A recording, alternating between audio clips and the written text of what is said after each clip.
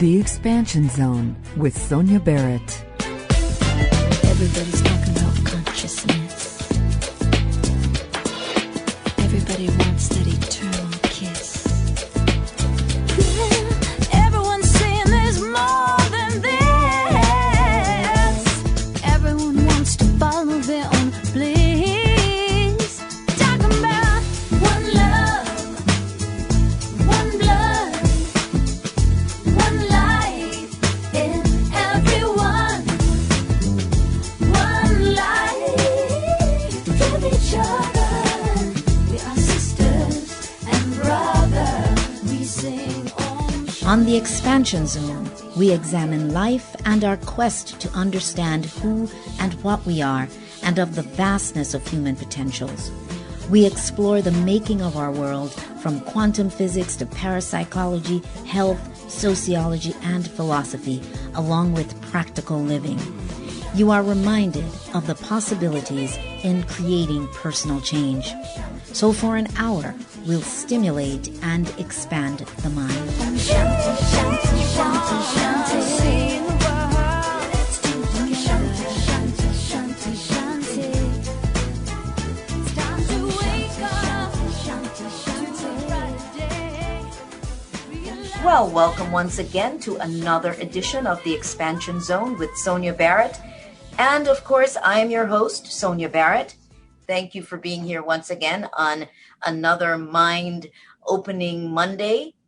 And of course, we have another amazing guest today discussing, well, a very mind-expanding topic. And we're going to go far and wide with this. So before really getting into all of that, as usual, I have a couple of quotes. Sometimes I have one quote.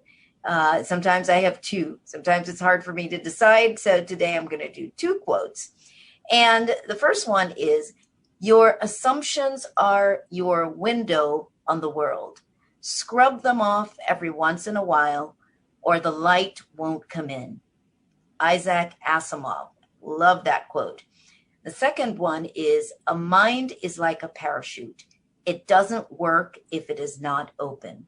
That's Frank Zappa. All right. So, I like to say a couple of words on the quotes, or why I chose the quotes, or, what they actually mean. But before I do that, the topic today is going to be on CellSonic technology and its benefits. Also, how the mind and body are interlinked. And we cannot have enough information or discussion about that particular aspect of things. And my guest today is Andrew Hague, professor of advanced medicine and founder of CellSonic technology. So regarding the quote, it's all about opening our minds to untapped possibilities. Am I not saying that all the time? Yes.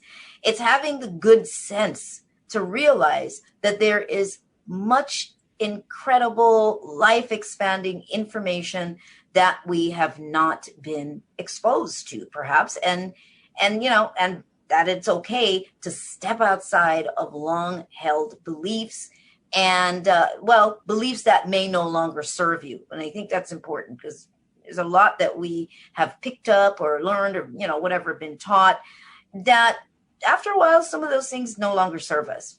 So this is the purpose of the Expansion Zone. As everybody knows, it's to present mind and life-expanding possibilities. So with that said, I'm going to just put out the disclaimer really quickly, and that the views expressed today are those of our guest and not those of KPFK. And so again, I ask you to have an open mind, as you may discover information today that may very well change the course of your life. I have had beautiful responses from some of you listeners who have shared their gratitude for the life-changing effects that a guest has had on their health and overall life. So I'm at it again today, as I do every Monday. All right, so the bio for my guest today, Andrew Hague, professor of advanced medicine, first became interested in the technology that was to become CellSonic in 1987 with the first lithotripter, which is a a non-invasive device that breaks up kidney stones by passing electromagnetic shock waves through a wave bath. And this was in Britain. Using his own capital, he developed the CellSonic VIPP machines and sold them around the world. In 2016, Professor Hague devised the protocol for curing cancer, and this is now used in CellSonic Clinics in India, Peru, Spain, and Poland. Many more are planned. There are no side effects. Drugs must not be used, and the cancer is stopped immediately. CellSonic VIPP has been used for physiotherapy and sports medicine for 20 years, where the patient has had cut skin. The cure for non-healing wounds was discovered, which led to repairing nerves and pain release. Professor Hague is the owner of CellSonic Limited, and his website is cellsonic-medical.com. So, without further ado, Professor Andrew Hague, welcome to the Expansion Zone. So good to have you here. Sonia, thank you for the introduction, and hello, Los Angeles. And I think even beyond that, if people are listening online, I could be speaking all around the world. Now listening to your introduction, you seem to hesitate with the word lithotripter. You were much more confident once in your introduction from Asimov about the mind. Well, that is where we're ending up. What started with a machine that works when you press a button it goes beyond that. To heal, it's what's in the brain. It's the material sloshing about in the emotions. It's the mind. And I don't know if it's possible to have a machine where you can press a button and sort out our emotions, because unless we get that right, we're not healthy. Where shall we start the story? Let me take you through it as I've been through it. The history, where it began for me. I've been open-minded. As Sonia said, we have to be open-minded. You cannot go to any university in the world to learn how to cure cancer. They don't know how to do it. Amputating limbs because they can't stop the infection in a non-healing wound from spreading up the body. The wound heals from below upwards, and you've got to kill that infection. And our machine does that. It's called shockwaves. There's a lot of technical words in all this, which we may not have time to go into. And maybe we shouldn't, because it's a radio program. So it's sound only. I can't draw you a sketch on the blackboard and try and explain. I can only use words. So if there's anything not quite clear, and it matters to you, because you could have a non-healing wound, you could have cancer, something like that, we must give you the links that you can get back to us for help. It's a good start, all that you've said so far. And so I think maybe if we can start looking at how the origins and how this came about, and then we'll work from that point on. I'd like to see us talk about CellSonic, how it works, and the defining cure, because that is such a huge word for everybody, and so we can, if you can interlink those. I've got into this open-minded, and as you say, the word cure, we talk about it on the street. Anybody in public relations or legal, we're going to have a fit. Hey, we can't use that word. Okay, we're not using that word. But if you're on the street, we are. We're not lawyers. I got an invitation opposite the Houses of Parliament, one of the world's biggest hospitals. And on the top floor, they had a machine called a lithotripter. One is litho and one is tripter. It's either a bit of Greek and a bit of Latin. And the Germans who made these machines to describe breaking stone, I think litho is something, and the first non-invasive surgery. What was that? How can that be? Surgery is cutting. So you can't have non-invasive surgery. So a big stone in the kidney is taken out without cutting. And the trick was to use sound as a pressure wave to fracture that stone into sand. You drink a lot of orange juice and you can wee it out. It was as easy as that. And the alternative at that time was open surgery. And the kidney's quite deep in, so there's a lot of digging, and maybe a couple of months for the wound, the inflicted wound, to heal. Now, this technology was what was called shockwaves, which was quite correct. In fact, that technology is pretty much what we still got now in the CellSonic, which is smaller and handheld. The machine in St. Thomas's filled a huge lead-lined room. I emphasize the lead-lined because to see the stone, they were using an X-ray. And they're dangerous. Those X-rays are dangerous. You could stand there and see the stone breaking up. It was quite fascinating, and I've seen it happen many times. Now, by the mid-90s, the urologists, if they were not aiming accurately at the stone, what would then happen if they hit bone, if they weren't aiming accurately? Well, they tried it, and the bone microfractures and then heals very well. So what use is that? Well, you can get non-healing bones. It's called pseudarthrosis. When the patient ends up with a bone that's not joined, a broken bone that's not joining together, the two ends are not joining together, the wound has to be reopened and a file rubbed along the raw ends of the bone, pushed together, and hope that the bone automatically starts to build up tissues. They found out they could form the development of osteoblasts. They're the component parts of bone.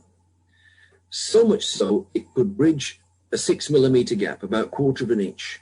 And this became a tool for the orthopedic surgeons and also the physiotherapists to some extent. Those patients, the non-healing wounds would heal very well, surprisingly well, never expected to heal. One well-recorded case, I'm going back into the mid-90s, of a lady in her 90s who'd had a wound in her leg since she was a teenager, and they healed it. A diabetic wound. Diabetics have poor blood circulation.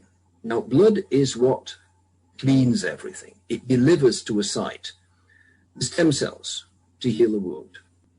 The diabetics don't have that happen because their blood's not flowing adequately. The shock waves made the blood flow better, killed the infection. It's what's inside that is preventing it. You've got to kill that infection, and antibiotics don't really work. The shock waves did. And that new skin on those big wounds, and this can be from the ankle right up to the knee, that new skin was sensitive, which tells us that nerves were growing in the skin. It was causing new nerves to grow.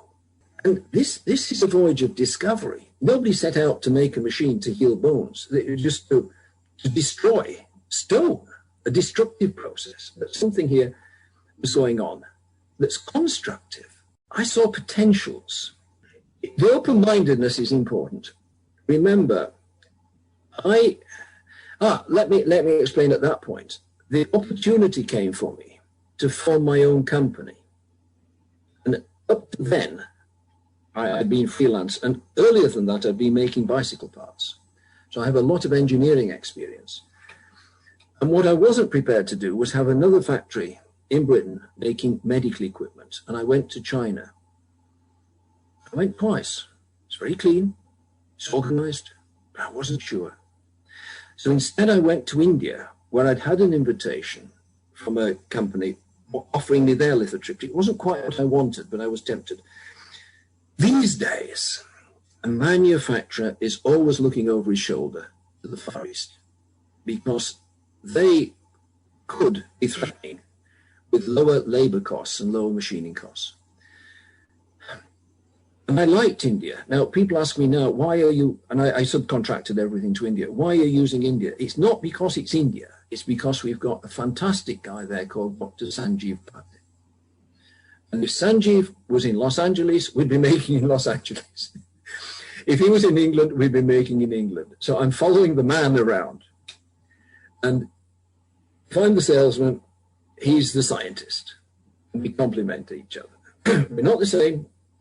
We're different. And you need to have a partner who's different. There's no having another one like me or two of him. They've got to be different. And now that's the exciting thing. So we start making these machines to my specification. the smaller handheld machine than the lithotripter. And wound healing was a big part of it.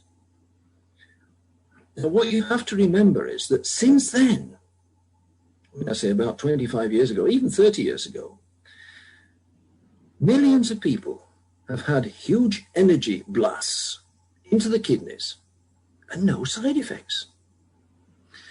You all know, you dear listeners, that good news, nobody's interested in good news, it's bad news. Everybody wants bad news. It travels so fast. Look, if anything had gone wrong in those urology departments, the world would have been screaming with delight. Ah, we found them out. Nothing went wrong in every hospital in the world. So the technology is accepted. What it's used for, when it moves from urology to orthopedics, from orthopedics to, there isn't a woundology department, there ought to be. But when it gets in the hands of the oncologists, oh, we never heard about this. This is where these discoveries become controversial. And it's not my ambition to get into a fight with the incumbents. The cancer story is quite interesting. Look, the first thing any doctor has to do right is be safe. If it works, that's secondary. It mustn't do any harm. It's like a ratchet. We want to only go forwards, not backwards. And I'd had a question from Amir Hussain in Dhaka, in Bangladesh, our distributor there. So he knew us, he trusted us, we'd sold to him, and he was actually selling to the army in Bangladesh. He said, look, I've got prostate cancer, what can you do? I said, let me think about it. I'd seen a hypothesis, actually from Beijing, by a couple of doctors who've I've never been able to contact. They never replied to emails, but there you are. And they had a theory that pressure kills cancer. We can deliver pressure. They didn't know that. It was obvious from their paper that they knew that cold worked and they knew that heat killed cancer. They had no way of delivering a pressure. Well, we had, because we were doing that to the kidney stones. And I said this to Amir. He and his wife got their visas. They came into Mumbai, and I saw a photograph that was taken of him as he came into the airport on the Sunday. And he looked awful. The protocol was 300 shocks per tumor. Now, the machine goes as quickly as that, for a second. So the process, the treatment was only going to take 3-4 minutes. That was all. No drugs, no anesthetic. And that was done on the Monday morning. And I said, miss a day, give it a day. And then a second treatment to catch anything we may have missed on the first treatment. So I phoned them on the Wednesday morning. And with the time difference to India, he just finished the second treatment. And I said, it's Andrew. How is Amir? And Sundar was doing the treatment. He said, oh, he's fine. Now, that made me angry. He was being flippant. This was pretty serious stuff. He handed the phone to Amir. He said, how are you? Now, don't joke with, how are you? Oh, I'm better now, he says. Well, he was. I mean, that afternoon, he and his wife went wandering around Mumbai. They went to the zoo. And this was on the third day. He proclaimed himself fit and well. And he'd been dying the previous week. I just couldn't believe it. Now, Sundar treated a few more patients, and we got this same third day phenomena. It was later confirmed by blood tests and scans. That's how it began. It was a pure discovery. We didn't want to do any harm, and we didn't do any harm. And we were thinking, and only thinking about the pressure pulses, because that's what had happened to break kidney stones, to kill the infection, to stimulate blood flow in wounds. We were on that track. So I became quite excited about all this. And I was then giving a lecture in Bradford University to the professors, not to the students, just to the professors. And I rattled on for about half an hour. And one guy on the front row, he told me to shut up, which can happen, you know, it happens to all of us. I was very sorry. No, he says, it's fine. Look, it's great. Come up to my office. I have something to show you. So, switched everything off, followed him up the steps into his office. As we're going up, I had one of those eureka moments, because he's saying, we are treating cancer as an electrical fault. And there it was, the word electrical. Now, the way we made that pressure bang in the machine is by flashing 25,000 volts across a 1 millimeter gap in the shock head. And as that electricity jumps the 1 millimeter gap, it goes bang. And that sound is a pressure pulse. That's how we made the pressure. And that's all we thought about. The objective was to make a sound. I've since written a paper on the handheld thunderstorm, because that's what it is. In a thunderstorm, millions of volts are shorting from the sky down to earth, and what you hear then is thunder. We do that in the miniature, in the machine.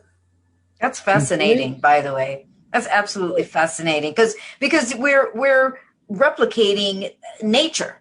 Yes, absolutely. And that is the discovery. We haven't tinkered about in a laboratory. We haven't started with an objective and worked back from that to find a cure. We found a process. And as it happened, Nemir's walking around the zoo proclaiming that he used to have cancer. We found something. That's what happened. How it did it, because it disturbs doctors. Anybody else is quite happy to know what it does. No, not doctors. No, they want to know how it works. So something I do understand is bicycles. I said, look, mister, have you ever bought a bicycle? Yes. And you needed to know how it balances, that you don't fall over. No. You're asking me how my machine works. Oh, well, that's new. So why don't you ask the shopkeeper about the bicycle not flopping over, because it's only on 2 wheels, not 3 wheels. Oh, we accept that. I said, you don't know how a bicycle balances? No, I don't. I said, well, I'll tell you. It's micro wobbles. But this how and what is important in science.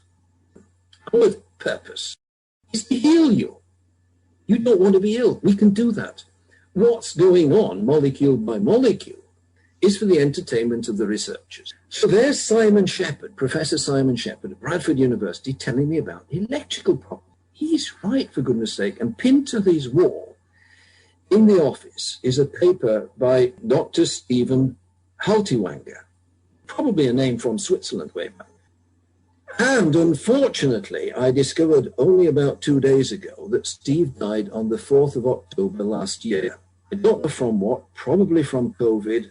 I don't know, but he's a tremendous loss. He was a brilliant brain. He was the open-minded ultimate. And he'd explained the electrical properties of cancer cells. Another important contributor, and going even further back in time, is Jorg Curie. Jorg is Jorge, Curie, C-U-R-E, which spells cure in my pronunciation. But I think he was from Chile and became a medical professor in America. And there's a little video on our website, there's a link to it from our website to him, explaining that wounds and cancers are wet cell battery. Now think of a car battery. I thought I had done something new. I hadn't. All that I'd got new with CellSonic was that we didn't need to stick anything into the body. And it's all been there before. So it's not that revolutionary, but we've got something that was easier to use. Well, we actually need to take a break. So if you can actually stick a pin in that point, let's take a break, a station break at this time. So do stay tuned, and we're going to continue this fascinating conversation. So stay tuned, and we'll be right back. And we are back. Of course, we're coming to you from KPFK 90.7 FM in Southern California, and of course, streaming live at kpfk.org. You are tuned into the Expansion Zone with Sonia Barrett. That's me, your host. And today I am chatting with Professor Andrew Hague, and we are having a fascinating, I would say, talk. He's sharing with us this, what would seem like groundbreaking technology, CellSonic VIPP, which he's the founder of, but it is breaking technology to many of us who have never heard of this technology before. And so I do want to remind everybody that the views expressed here today are those of our guest and not those of KPFK. Again, an open mind listening. And to me, of course, it all makes perfect sense because that's how my mind works. But the idea of sound wave and pressure absolutely makes sense in dealing with this electrical body system. Anyway, so let's move forward. Let's pick up from where you left off here. Sonia, thank you. Where we got to was where I was about 5 years ago, having discovered the effect on wounds and the effect on cancers, which was said to be much the same in terms of electrical properties. And if your listeners are a bit gobsmacked by what they hear me saying now, I was back then. Believe me, it was my money, it was my reputation at stake. And I wasn't doing it, remember. I'm listening to my customers who have got patients who have paid to be treated. There's no guinea pigs involved. When I get the same report from India, from Peru, and different continents, all coming back with the same result, something must be right. Now, that's where we were 5 years ago. This is where I find myself now. By pressing a button on a machine, you can change the electrical properties of those cells. So you have 25,000 volts in an electrical field. So the voltage of the cell changes. Very, very interesting conversation. And it's not quite a year ago, with a doctor in Pakistan. His father had prostate cancer. His father was 80. And the son was also a doctor. They bought one of our machines. And he's treating his father, following the protocols. And I say, how's your father? And he says, it's strange. He said, he's probably had 35,000 shocks. And I use the word shocks and pulses, meaning the same thing. The mind is having some effect on the body. There's so much we can do with our machine, but there's something else going on. And I got hold of a spiritualist who we knew was in Turkey, and he used to live in Wales. And I said, we've got this doctor who is not letting his cancer go away. Joe says, right, I need a photograph and I need an address. We got that.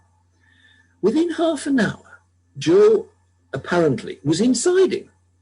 Now, this didn't make sense to me at all, but this is what was being said. And I have to tell your listeners this story because I think there's something in it. Within 2 weeks, the old man, something had happened. And what had happened was in the mind. The body part of it, CellSonic had sorted out. But it was the mind that needed straightening out. The man was so worried. He was intelligent and he knew enough. He almost knew too much as a doctor about what was wrong with him. So it scared him. And he wasn't going to be allowed to heal. But how the spiritualist did it, I have no idea at all. But what it did tell me was that the mind is a big part of the problem. It might be more than half the problem. So that's where I'm at now. And we've got a lot we can do to help the listeners and people in general. The more feedback I can get, the more I'll process this and try and make sense of it. Look, it's a mystery.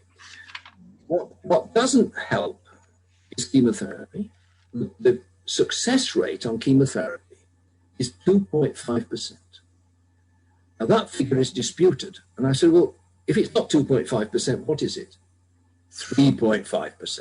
Oh, for goodness sake. You mean we've got a 97% failure rate? Wow. Well, look, I mean, 97% to me is total failure rate. If I'm out on my bicycle, I carry a spare inner tube and I carry a puncture outfit. If the rubber solution in that puncture outfit was only going to work 2.5% of the time, it isn't going to work at all. That is no good to me. By the same token, chemotherapy is no good for cancer. It doesn't work. We've got something that works 100% of the time.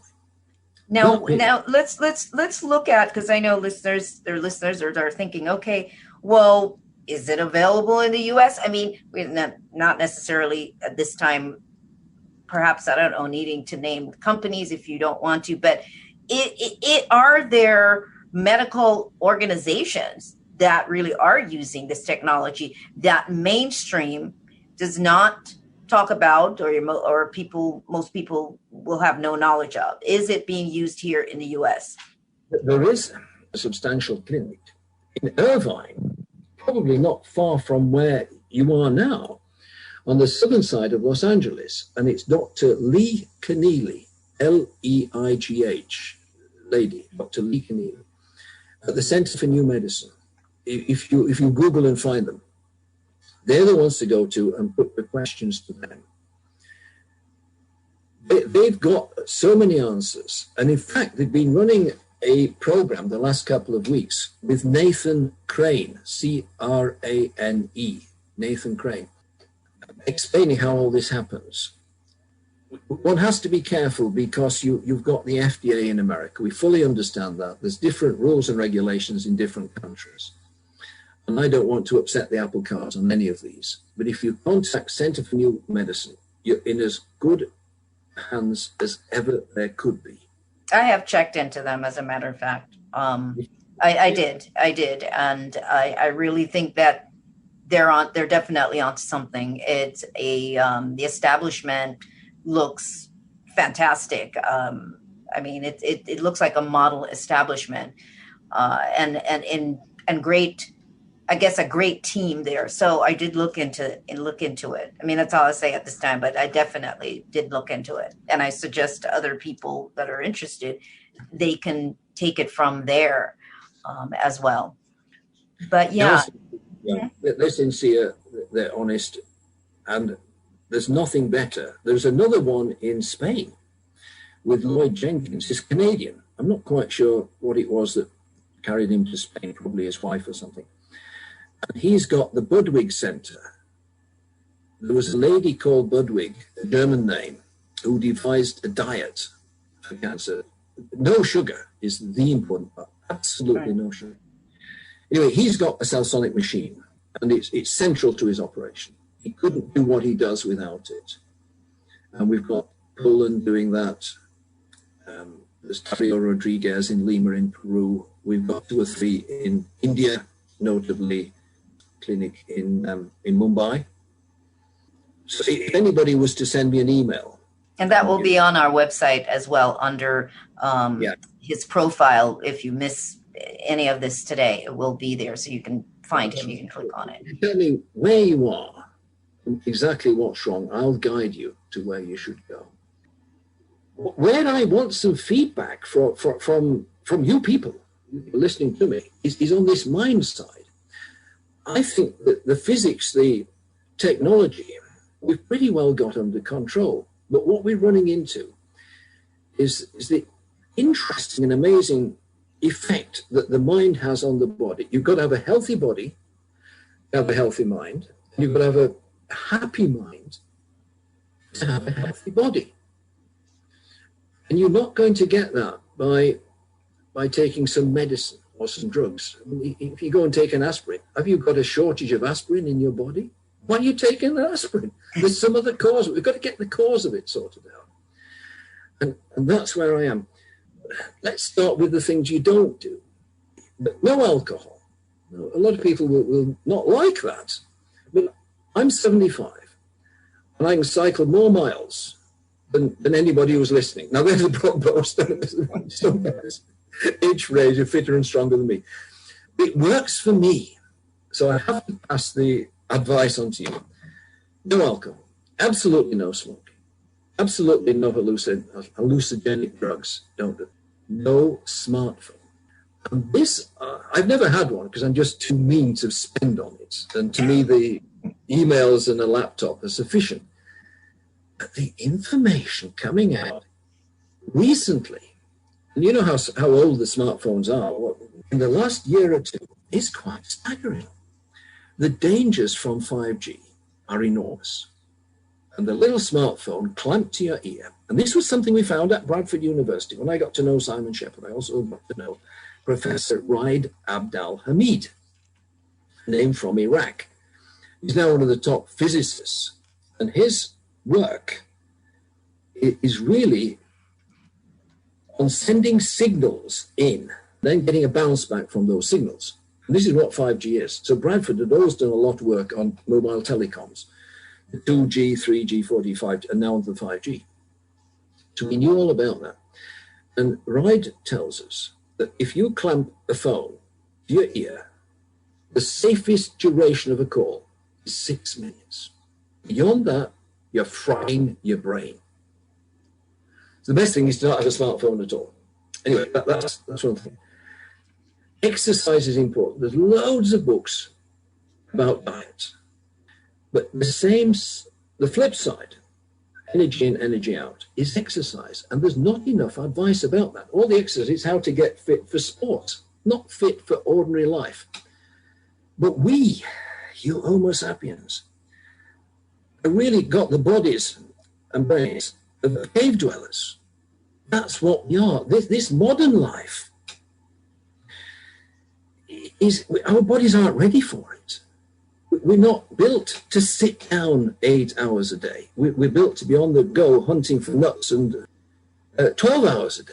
It's physically exhausting. And if we're not using muscle that much, the body doesn't work. The other thing that's not let's stick a pin in that part of it, because I'm a huge advocate of that part of it, of the movement, of moving. Yeah.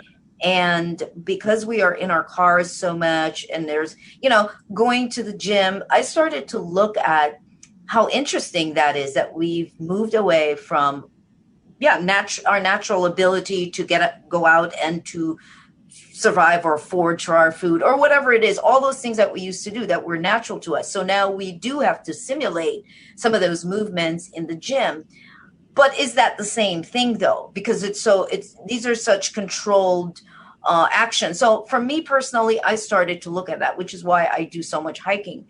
I find that outdoor movement and those things, I find it more natural to the body, even, climbing a rock or, an incline, those things are, I think, more natural to the body. And I have talked to people who are big gym advocates. So I'm not against the gym, but they have told me that there is a difference for them with working out in the gym and actually when they go out and hit a trail, that it's harder because it's just different. It's very different than using a treadmill or using the machines. They're great, but I think we really need to remember that there's still a difference between nature and those kinds of exercise machines. The point you make is so important. And I also think because I'm in a building, I'm in a room, what I'm breathing out is what somebody else is going to breathe in, and I'm breathing what they breathed out. And I don't like the smell of the things. I'd rather be in the outdoors. But you see, where you are, and I remember once, and this is long before the CellSonic days, I went to visit a company in Anaheim, L3 it was called. And I took with me my folding bicycle, it's a Brompton. And they all think I'm a bit crazy, but I am crazy, aren't I? And what's that for? So I can get back to the airport. I think you call it LAX, don't you? Yes. Boston. Yeah. I said, how are you going to do it? I said, well, I've looked on the map, and there's a levee. This is raised up, and there's a dry riverbed. It maybe only flows during the storm, which will take me to the coast. And once I get to the coast, there's a cycle path, and I can follow that. And I've got to go around an estuary or something, but I can get to the airport. And it was a fantastic ride, because along that path, there's joggers and people on skates and really exercising outdoors. So you can do it if you go. So you cycled to the airport? Yeah. How long did it take you? I don't know, probably 2 or 3 hours, I forget. But it was all part of the plan, you see. It was all part. If I've got to travel, then let's take a bike, because the only way to see a place, if you're in a taxi, you can't get a sense of where it was. And the funny thing was, as I'm heading north, I'm thinking, how do I know when I've got to the airport And I asked a few people, you'll see the planes. And it's odd, the planes are coming out, as they were then, because it was prior to COVID, of course. They're taking off over the Pacific 1 a minute. This is amazing. And it worked out, actually. I was cycling up, and it was obvious that the airport was on my right. And then I saw a path. And I came into the airport from this direction, away from the traffic. And without any traffic, I was there at the check-in. It works. Anyway, that was a fare the taxi driver didn't get. So look, exercise is important. And I'm with you, Sonia. The outdoors is far more beneficial than the indoors. It absolutely works. It fits our soul. Is soul the right word to use? I do. Yeah, absolutely. I agree 100%. Yes, there's nothing like it. The CellSonic message is, most drugs companies will want you as patients for life. My message is, we'll treat you, and I don't want to see you again. No, that's not unkind, it's real. Take our advice, keep yourself fit, avoid stress, and the immune system then will work, and that'll keep you all right. If it goes wrong, we can repair it. We'll do more than that. We'll try and work out what went wrong to prevent it happening again. And stress is obviously, you were talking about the mind, because we've done a lot of shows regarding that, the emotions and so on. But stress, the word stress and mind go hand in hand. Because when you say keep yourself from being stressed, because the impact that stress has on the body, obviously we're stressed because of emotional conditions or survival or fear. Either way, it does have to do with what the mind is processing. There's a huge difference between a challenge and stress. And a challenge is what we're good at. But when you start feeling defeated and you don't know how to get out of it, then it's all downhill. And if you feel that something inside you killing you, that's stress. A lady in Poland asked me this question, what causes it? And I said, well, divorce is one of the biggest causes of stress. She was asking about her husband who had cancer. And I said, but in your case, you're married, so it's not stress. It's not the divorce. She said, it was divorce. It was our daughter's divorce. My husband was so upset by that. And she said it was 10 years ago.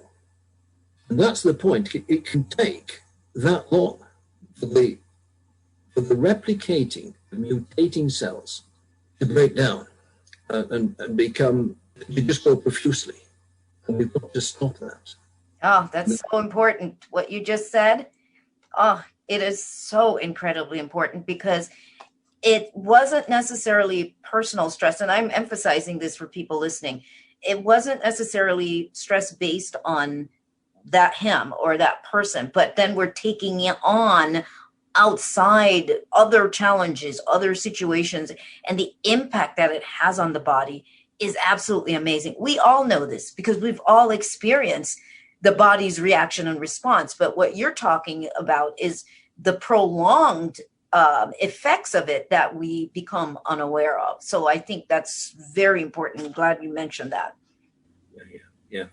What we've got to do is check everybody in the world twice a year to find anything wrong before they know they've got it. And we stop it. And then they come back 6 months later for another checkup. And this is with the CellSonic that you're talking with the machine. We can do that. We can do that. Now, Dr. Lee Keneally, she was complaining a few months back. She said, we've become like an emergency department. People are coming in with stage 3, stage 4 cancers, being let down by the conventional treatments. And can you sort out the mess? Now, she'll do her best. If we could have found that cancer before the patient even knew they got it, it would never get to that. And we've got the means of diagnosing it. This is what's come out of the work at Bradford, measuring permittivity. Another word. It's like resistance. But that's measuring the signals that are bounced into the body. And then as they come back, and this is Raid Abdul Hamid's little machine, we can check everybody, completely harmless. And all the other methods of doing diagnosis have all got some side effects attached to them. on the diagnostics. That's where we've got to go to. So really, this isn't the CellSonic story complete. It's the CellSonic story, not yet halfway through. Right. This is We've got powerful. about a minute. We've got about a minute left. So, is there anything else you'd like to give out? I think you gave out your website. You can give it out again, but we want to be sure that people know that they can reach out to you, and that'll be on the website as well. CellSonic-medical.com. CellSonic is CellSonic. The cell actually came from cellulite. It all intended it at first to be beauty, aesthetics, as you call it, which it still could be, but medical became so much more important. Send an email. I will see them all. I spend many hours a day replying to all of them because they're all humans like me, important. All right. Well, I want to thank you so much. Such a wealth of information, and so very grateful to all that you're doing. So thank you so much for being here. Thank you, everybody, for listening. All right. Thank you. We did have a little bit of glitches here and there with the sound, but this is so very important, so significant. And I'm sure that it will all be clear because you'll be able to listen to this again and again. So thank you so much for joining us, for tuning in. Thanks to our engineer also.